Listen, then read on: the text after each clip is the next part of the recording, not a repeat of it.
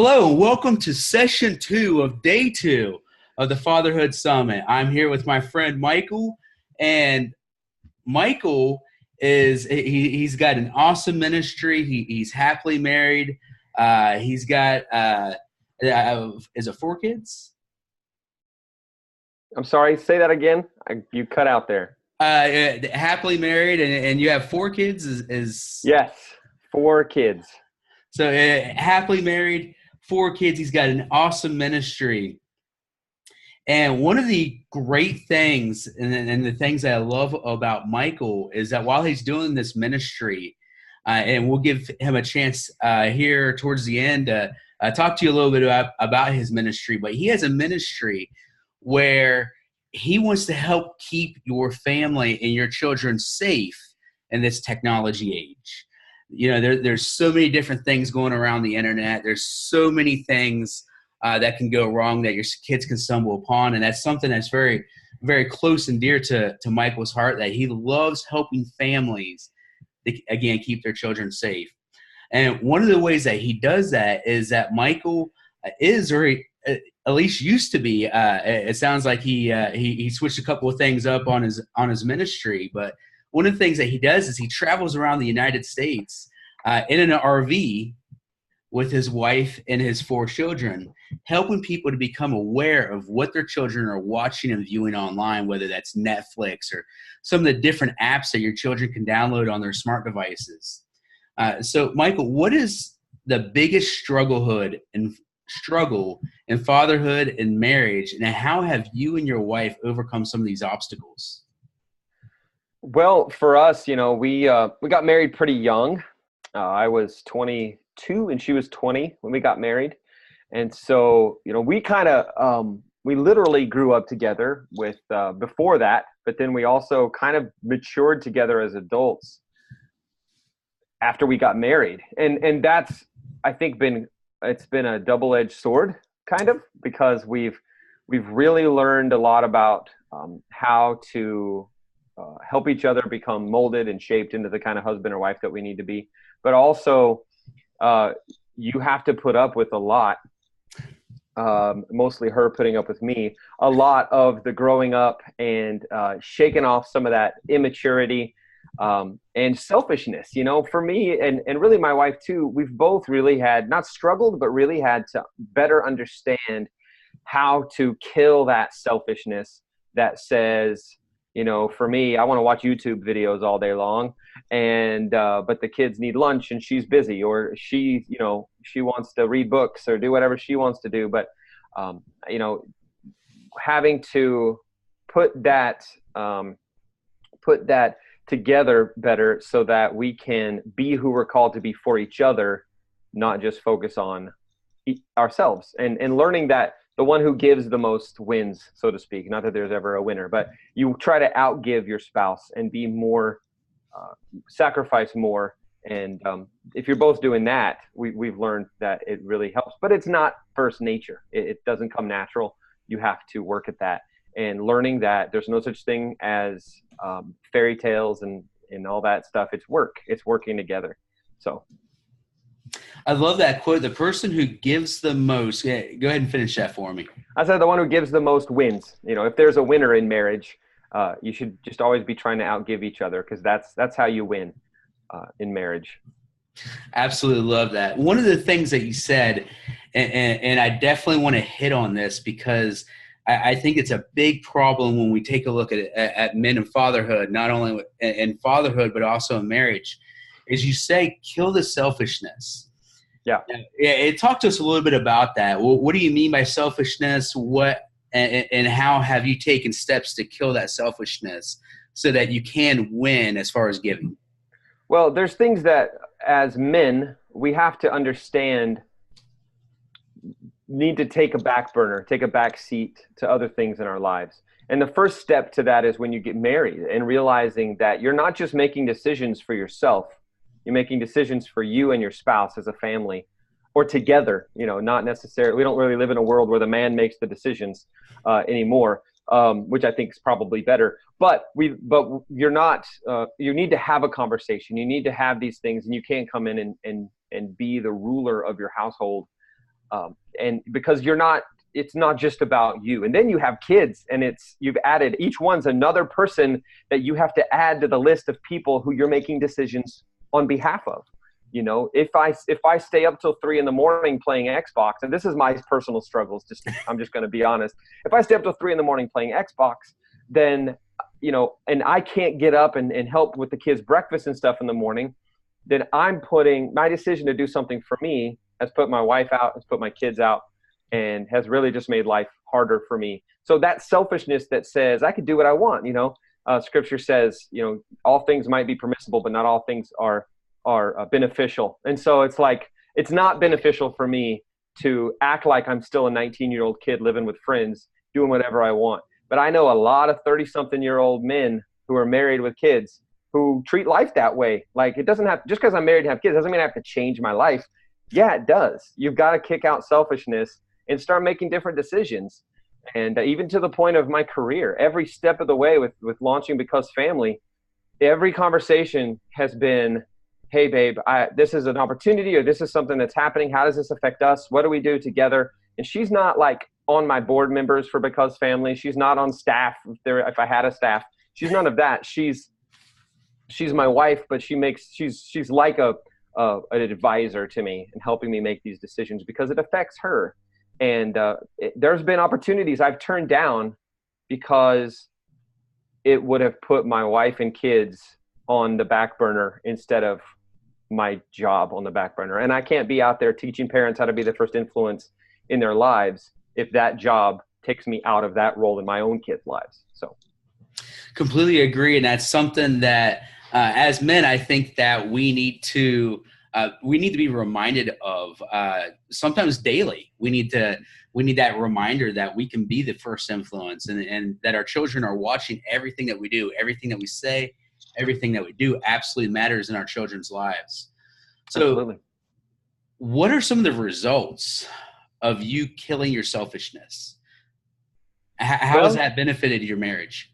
Yeah, well, and this is my my personality type is very, very positive and confident. And so I'll say that for me, one of the most positive things about this has been hearing my wife talk to other people about me or our marriage, and come home and say, oh, so-and-so was complaining about her husband. And I'm just so blessed that I don't have to have those conversations with people and that kind of thing. And we have our issues and our struggles, and I make stupid choices, but the majority of the time she's in that category of things are pretty good, because I'm not the guy who's always putting her second or putting the kids second. I'm the guy that, for instance, this isn't bragging necessarily. It's just, you asked, what are the results? It's that kind of thing. My kids got a job performing in a show here in Branson. And so I was backstage with them. They had participated in a popcorn party in their dressing room, and there was little bits of popcorn all over the dressing room. So I didn't think about it. I went and got a vacuum cleaner, and I just vacuumed up the dressing room. And the woman who's helping take care of the kids during the show asks my wife, what's up with that? Does he do that all the time? And she's like, oh yeah, he's always a part of that whole process. And she's like, my ex-husband never did that kind of thing. And I said, keyword ex-husband.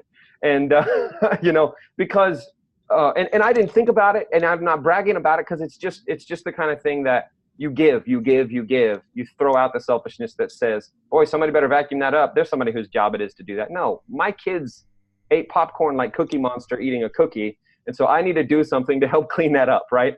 And so, yeah, that's the kind of stuff, is hearing her be happy and confident. And man, it sure does make all these other things in our lives and in our marriage better. Our physical relationship is better if I'm not a selfish idiot. Our relationship and date nights are way better, way more fun if we're not having to hash out the problems I've caused all week during our date night on Friday nights. That kind of stuff is like, it's just better. It's more fun to be married when I'm not a selfish dummy, so. I think that, the one of the things that you hit on is that, your spouse can truly become your best friend. Yeah, absolutely. Truly get to live life together to its fullest, and to have that successful marriage. and I absolutely love that. So what are some steps that what are some ways or what are some steps that you take to be intentional in your marriage to make sure that you're not in your words being that selfish idiot? Like how are you intentional in that?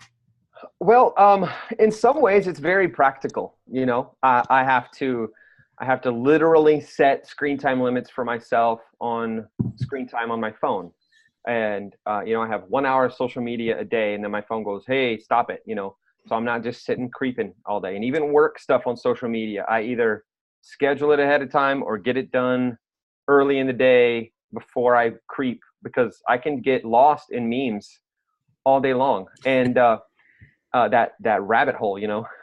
So stuff like that, just taking practical steps. And really, you know, this is something that may seem silly, but I have a bracelet that I wear that is something my wife made. It's real simple, real small, and every color represents my wife and one of my kids. And I'm always feeling and seeing this, and I'm not forgetting that whatever I'm doing in this moment is going to affect them in some way, whether it's what I'm, you know, making good decisions with what I view on the internet, or making good decisions with how I, you know, how I spend my money, or making a good decision with how I spend my time, or how I'm influencing my kids, and whether I'm screaming and yelling at them or handling it in a way that's more effective. Like, this helps me make a good you know, helps me make a good decision because they're on my mind. And it's the kind of thing that I need.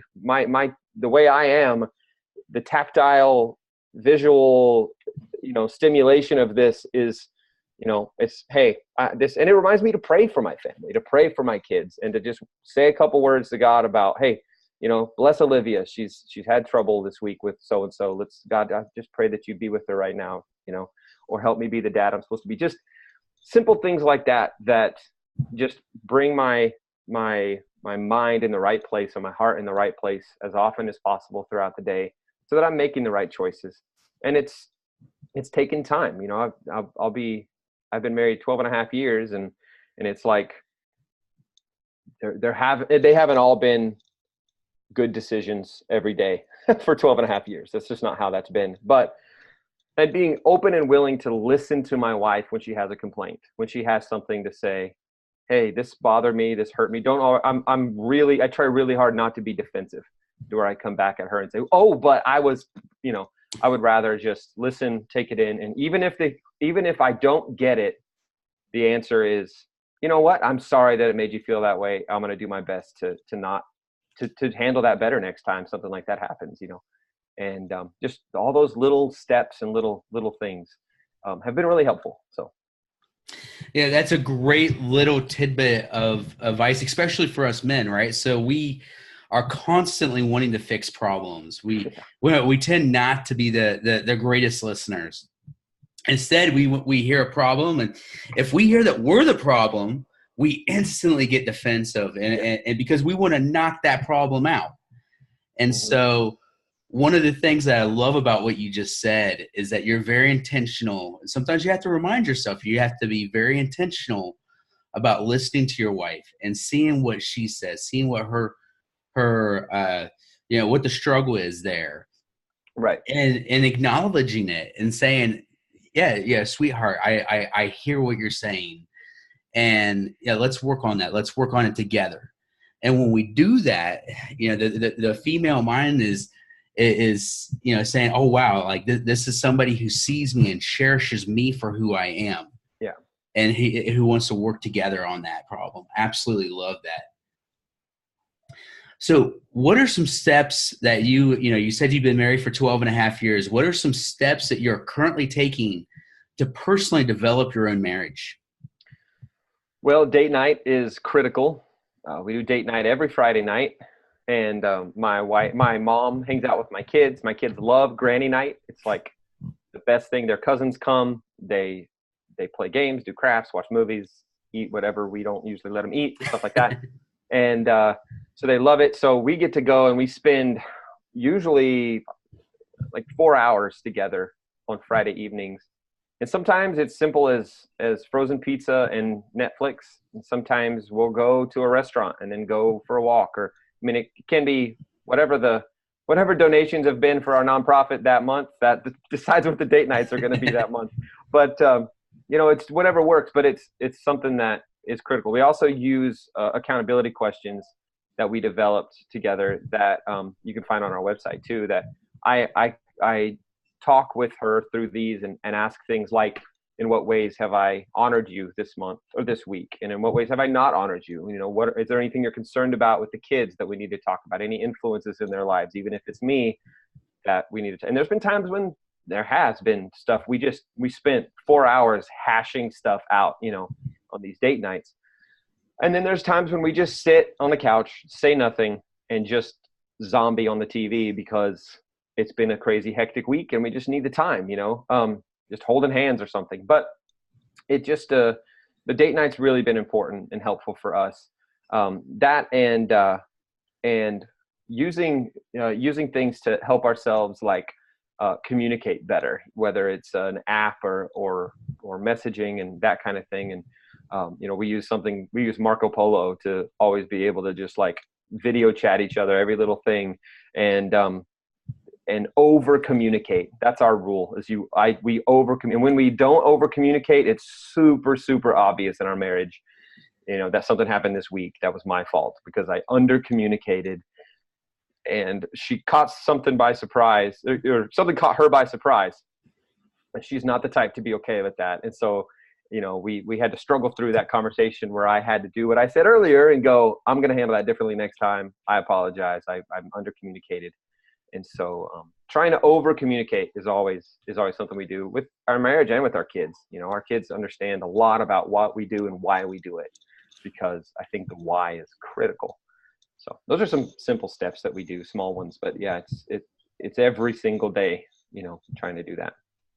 I love this idea of, and I've had you on my podcast, and I loved our interview, and I love this intentionality when it comes to your marriage.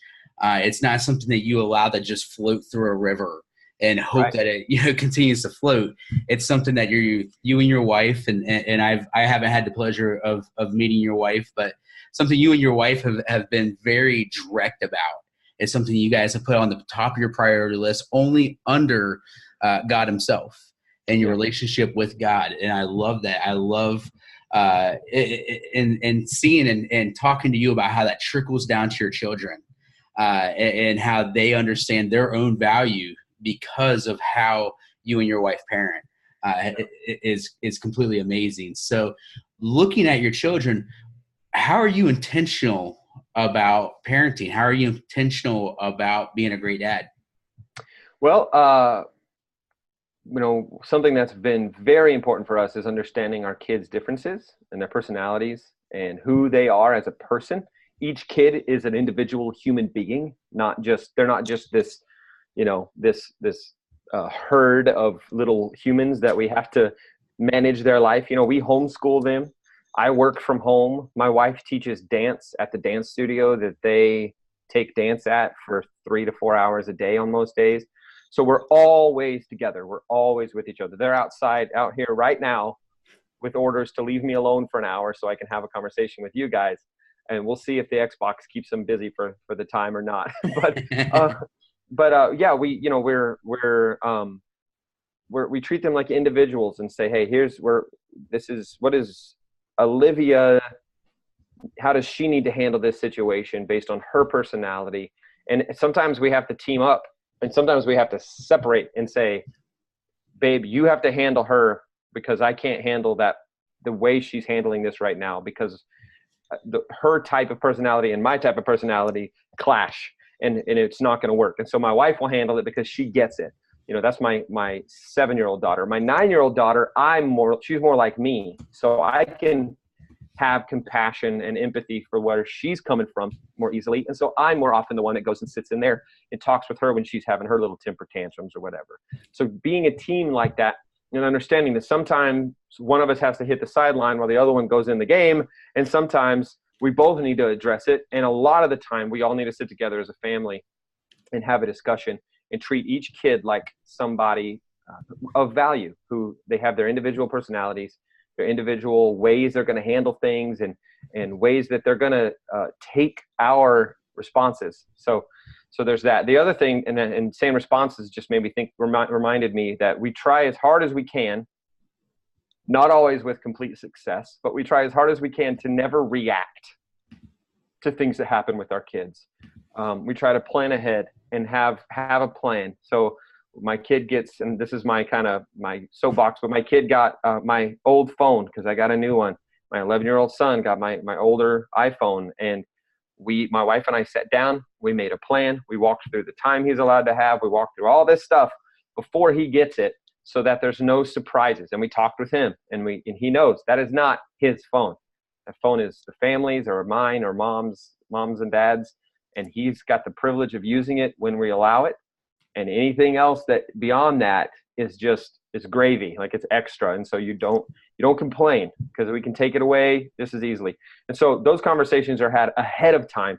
And so there's no shock and surprise when we take the phone away because we realize he's been up there, looking at stuff till 11 o'clock at night.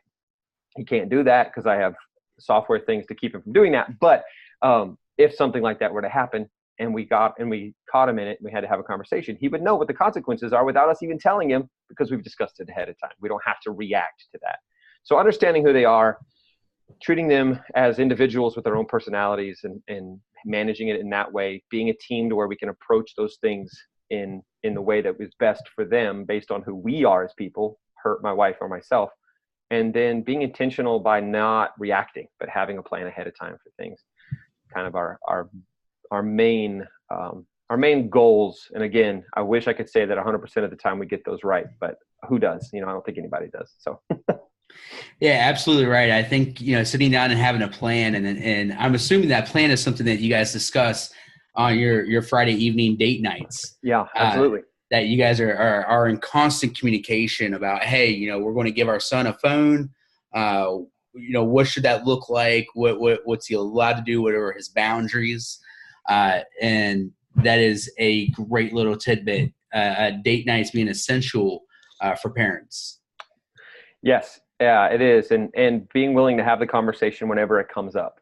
That's one of the reasons I stopped being into sports as much. It's because a live sports game doesn't pause. So if my wife needs me, the initial frustration that kicks up because I have to walk away from the Cowboys game, it's like, it's I don't want to feel that way towards my wife. So I watch more things on YouTube and stuff now, so I can just pause it and be whoever she needs me to be for as long as she needs it. And when there's time, can go back to that thing. So just little stuff like that, just laying down that stuff so that we can make those plans and have those conversations to be intentional whenever the moment comes up, because sometimes she's not thinking about it, or there's other things that need to be discussed at date night. And so nothing takes a priority over the conversations my wife wants to have with me or that I need to have with her. So I think that's great. You touched on a little bit that you guys are so intentional about your relationship that you don't start something that cannot be stopped. You don't start watching maybe, a live football game and stuff like that. Not saying that those things are bad, but those things can very easily become bad when we start putting those over our spouses or over our children. And so I think that that's a great little tidbit that, we should think about. And, taking that marriage and taking that, the idea of having a successful marriage to a completely different level. Love it. Yeah. It was based on my own personal response when there would be an interruption. And it was like, and my own response when the game wasn't going the way I wanted it to. When my son started throwing stuff at the TV, I was like, hey, that's, he learned that somewhere, and being a Cowboys fan, that happens way too often. So I had to back off. I still care, but I'm not invested in it, Yeah. So this idea of investing, and I think that's a great word for it, that, so many times we're invested in things that can directly cause, problems and cause friction within our marriage or within our relationship with our children. And I completely agree with that. It's something that, I personally need to work on a little bit more. One of the things that you mentioned is you mentioned a little bit about the different personality styles between your children, your wife, and what that looks like. I would love to hear you go a little bit more into personality styles. How did you figure out what exactly your children's personality styles were, and what does that look like? Maybe how do you get along with your children when maybe they have a different personality style than you do? Yeah, that's really good. It started really with my wife. I mean, we've kind of been into this sort of thing for a long time. I did stuff like Strengths Finder and stuff like that before, when I was working in churches and stuff. And but my wife really got into something called Know Your Truth, and it's by, I don't remember the woman's name off the top of my head, but there's a book she wrote called The Child Whisperer that talks about understanding your kids' different types. And there's type 1, 2, 3, and 4. Everybody fits into everybody has a little bit of all of that within themselves. And there's 2 major ones that influence how you behave and where you're coming from in life. And so I'm a 1-3. So I'm very outgoing and bright and colorful and whatever, and very driven and want to go get things done.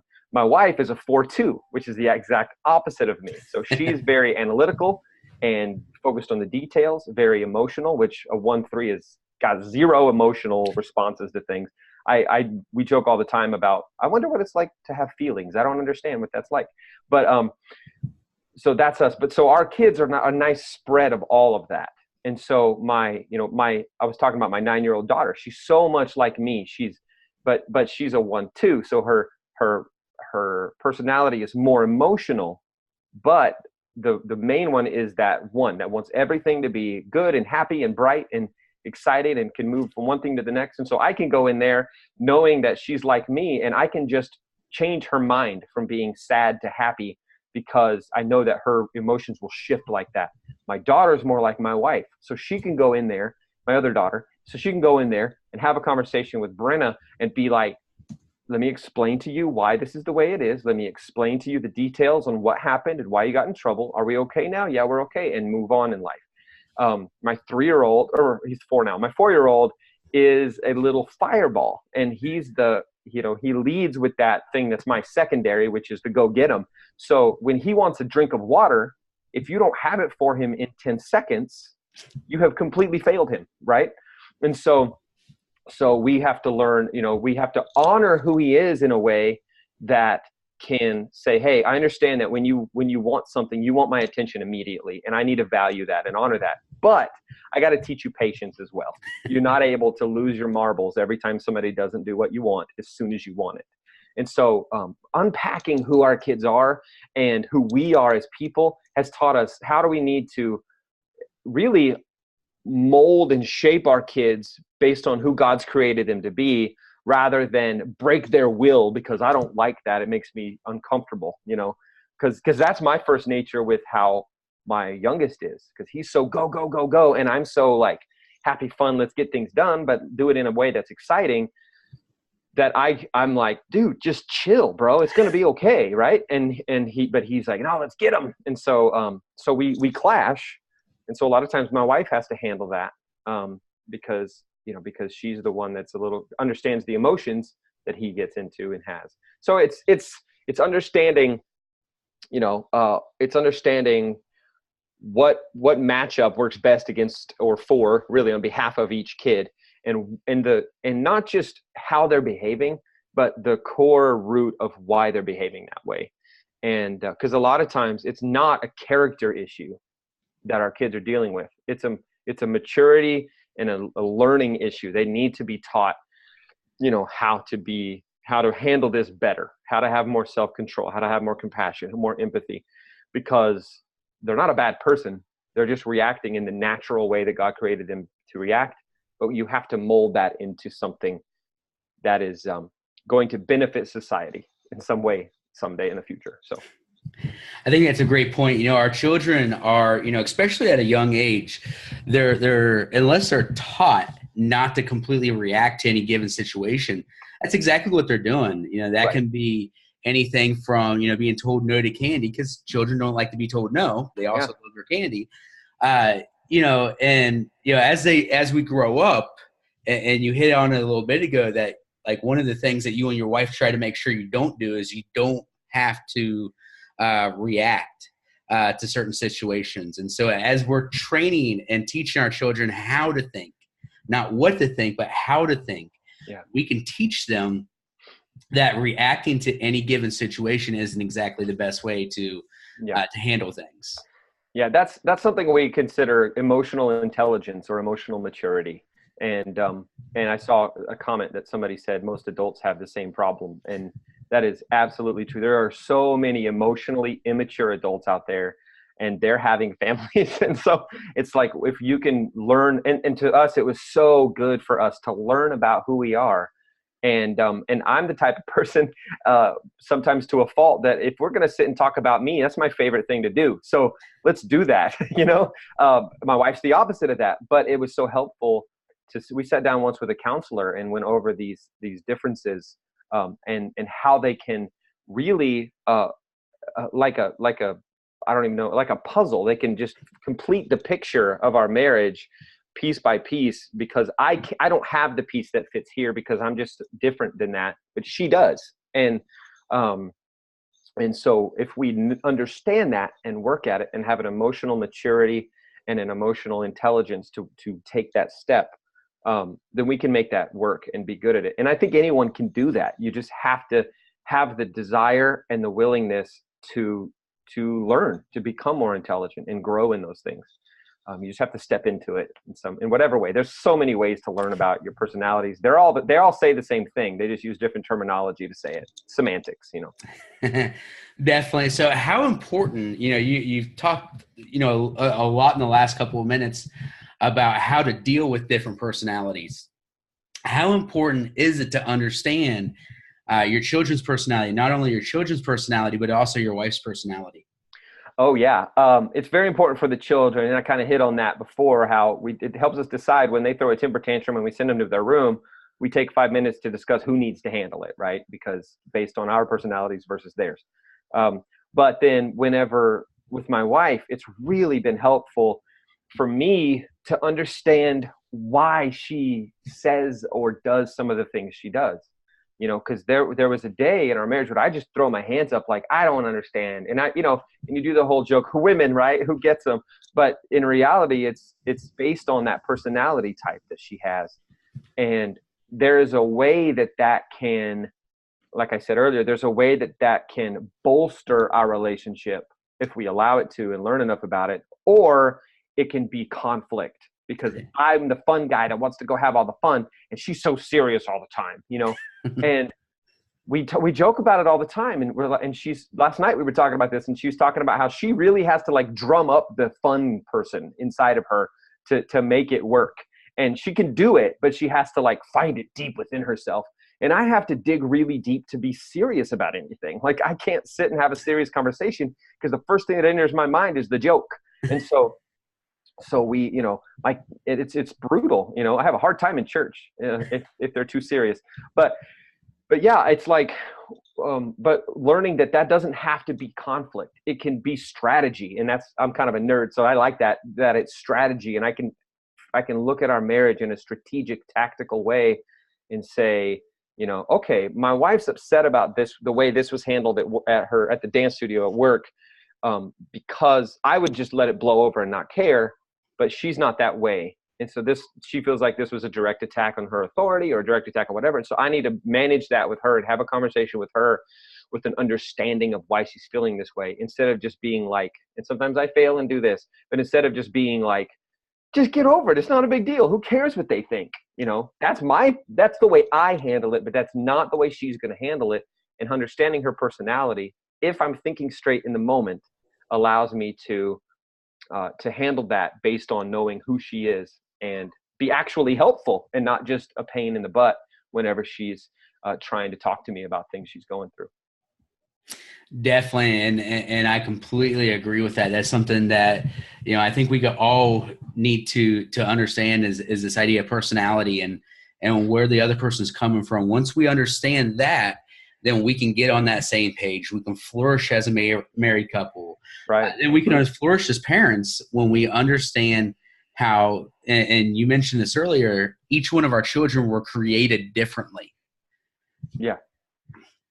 Yeah, they were. And they were created differently, and they each have their own way they're going to handle every situation. So if they're, if my oldest son, you have to give him a warning before you make him stop doing something, because he gets so into things that he's going to finish it. He's going to work till it's done.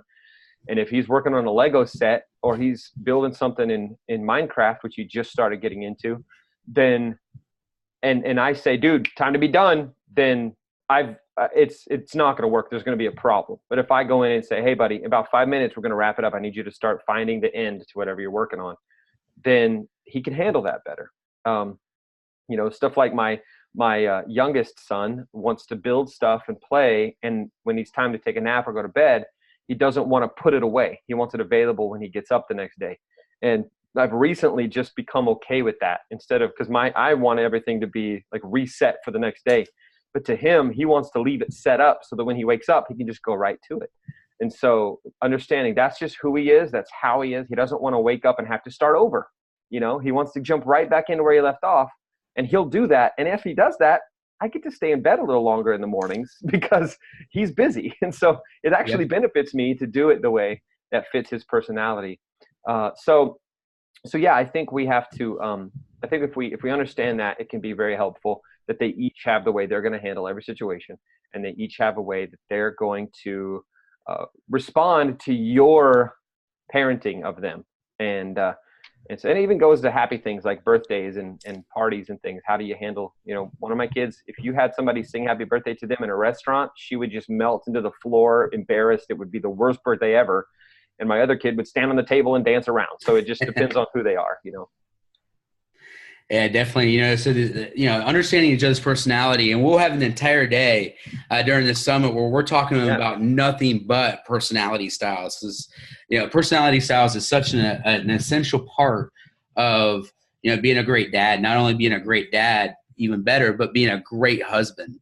Understanding these differences, what makes your wife tick, what makes your children tick, and how do we encourage that creativity and encourage them to be completely themselves. Right. So I mentioned earlier that you're a traveling speaker, and that you spoke all over the United States, and you've helped coach different couples and different families and different things like that. What do you think in today's world are some of the biggest factors that break up a healthy marriage? I think stuff we've already talked about. I think the lack of emotional maturity, not understanding yourself well enough to know how to respond to your spouse, and not understanding them. Selfishness is and I think it's all rooted in that. I want what, and we live in a society that tells you to go out and get what you need, what you think you need or want. The most common thing to post online is a selfie. And so like you post a picture of yourself with a filter to make yourself look like you want yourself to look. And it's just myself. And I don't think it's good for our marriages, our relationships, and I think, and again, on my soapbox, but I think the time on our screens can be brutal for people, because, how many of us want to have a conversation with our spouse, but instead, they're sitting like this all day, and they're just being, you feel like you're being ignored. I have these headphones in right now that my wife hates because they're noise canceling, and I got them for when I go for a run, but I can't hear anything at all when I put them both in. And my wife hates when I have them in. And I'll say to her, there's nothing going on. What's going on? I'm not even listening to anything right now. And she'll say, I don't care. I feel like you literally have earplugs in and can't hear me when those headphones are in. And so understanding things like that, just popping one out or both out when we're having a conversation. Since I got my new phone, these won't plug into my new phone anyway, because it's the new iPhone. So I can hear through the other ones. But even that, just taking them out. And when you have the wireless ones, so many people walk around the world with their wireless Bluetooth in, and I'm like, you look like you're ignoring everyone right now. Everyone. Like you don't care about anybody else in the world except whoever's in that little earpiece. And maybe it's true. So at least you're being honest. But, that's what it looks like. And to your spouse, it looks like that. To your kids, it looks like that. And so being able to put that stuff away. I read an article not long ago about how people respond when there's a phone even sitting on the table and you're having a conversation with them. The article said that people feel like even though it's sitting there not doing anything, they still feel like you're only giving them part of your attention. And so I've made a habit since then to try my hardest to keep my device put away, not visible when I'm sitting and talking with somebody or standing and talking with somebody. I won't pull my phone out and hold it in my hand even when I'm having a conversation with somebody. Even if it's 2-3 minutes at church and somebody comes up to me to talk about something, I'll pop my phone in my back pocket and have empty hands so they know I'm here with you now. And man, how valuable is that for our spouse to be that way with them too? And always answer my phone when my wife calls me. No matter who I'm meeting, I can be meeting with, the King of England or the President of the United States. And if my wife called, I'd go, "One moment, please. This is my wife." And I'd answer it. And she'd go, "Why did you answer? You're talking to the King of England." But either way, I would do that. And so, I think that's something that it's too easy to ignore. And it's really easy to ignore your problems because you can just jump on and look at how much worse everyone else's problems are online. Or you can make your life look really good online when really it's not. We went through a stint of several months where we had friends that we know who started upping how many posts they post of themselves together, just constantly posting pictures of themselves. And then we'd hear 3-4 months later that they're getting a divorce. And we were like, I think one of the leading symptoms of a divorce coming soon is an increase in social media posts of the two of you together. Like, I think it's something that is like, oh crap, they're sharing a lot about each other. We better check and make sure the marriage is okay. Instead of the opposite, they're faking happy so much, something has to be wrong. And I think dealing with what's happening in private before you worry about what people see is really important. But we live in a society that wants to focus on what everyone else is seeing in us and in our marriage and in our life and in our business and in whatever, that transparency has just gone right out the window, no pun intended. And so we're having trouble, our marriages can have trouble because we're too busy faking it to really work on the real issues. So yeah, very true, very true, man. Michael, I feel like I could sit here and talk to you all day about how we can improve marriage and fatherhood and just have a great conversation. We did on the podcast, Wrestling with Fatherhood. Yeah. Just a great guy to hang out with. So Michael, tell us a little bit about your business, Because Family, and how people can get in contact with you. Great. Yeah. You can check out our website at becausefamily.org. And every day I'm writing articles about, several times a week, I'm writing articles and making videos on YouTube about the latest tech and social media news and how it relates to families. Every article ends with what parents should know so that you can understand what this new Fortnite thing's all about, or what this parental control software can do for you, or whatever. And actually one posted this morning about the 7-year-old kid who made $22 million on YouTube last year. And so unboxing toys on video. And that's how he made his family $22 million. And so it's about how people make money as content creators and what that looks like, and why parents need to not balk at their kids right away when they say, "I want to make videos on YouTube for a living." It's a viable thing. So anyway, there's this post like that. Anytime there's major updates with social media that will affect your kids and what they use, I'm writing articles about it there. I also speak. I do Skype. So I don't travel as much anymore. My wife's teaching very seriously at this dance studio, like 12 classes a week, and my kids are taking a lot of classes. And I've become a part of a board in town here of Healthy Families Task Force, and I'm involved with that and stuff. So there's a lot of stuff going on locally, so we've kind of settled back in. But I still do speak around this area in southern Missouri, all over the place. I also speak through Skype sessions. I've done churches in Washington State and in New York City and all over the place through the internet. And so I could do that kind of thing where I just unpack a plan for protecting your family online and ways you can do that in a very affordable, cheap or free way. And we're a nonprofit, so a lot of the stuff I do is donation based only. I don't have a paywall for any of my content, anything like that. It's all come in, absorb this information. It's too good for me to ask you for money first. So if you want to donate, that's awesome. So anyway, you can all go to those websites, becausefamily.org or familytechblog.com, and learn even more. So Awesome. I absolutely love it. Michael, man, thank you so much for being on the call with us, joining us, and giving us a lot to chew on. This was a great interview. It's always great to sit down and have a conversation with you and learn some good stuff, learn some good tidbits that can help my marriage and help me to become a better dad. So it is much appreciated, my friend. I appreciate it. Thank you very much for having me, and I've been enjoying watching and gonna enjoy watching the rest of the summit. Awesome. So yeah, our next interview will be with Tommy, and that interview happens in about 12 minutes.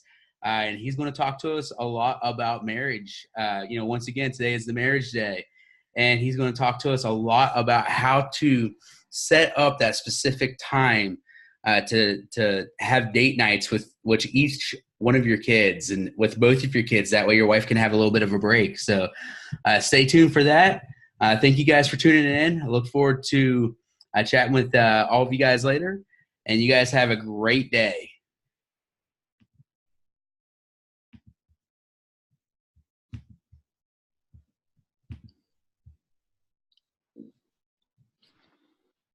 I have no brain.